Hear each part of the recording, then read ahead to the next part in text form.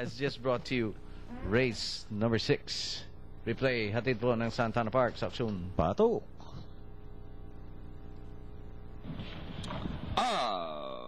Way to go. We've got a speed scramble at the start of the race. Mac Dollar 3 wide, draws 40 LLR.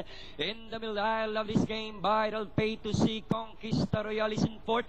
Alongside, we have entry number 6, Race Dancer. King Anthony is running by Darrell, while the early trailer is a Buena Soap doing 20, a slow 20 on the first quarter.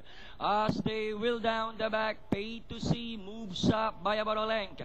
Right behind in second, I love this game. 3 wide, Mac Dollar. Moving up now is a King Anthony. In between, I love this game and Mac Dollar. And about 4 wide, also starting to stretch out well to is a Race Dancer. Conquista Royal in 6 and now about to take the fifth. Doing 24.5 on the second quarter. Inside the last 600.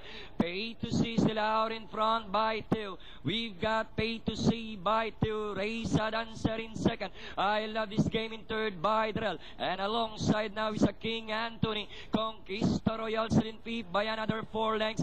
Mac Dollar and Buena Soap. Pay to See traveling well okay. Making 24 on the third and final quarter. Inside the last 250. Pay to See now by about 4 lengths. Race Dancer in second. I love this game remains in third, but it's still Pay to See now coming home in an easy manner. And finally, Pay to See.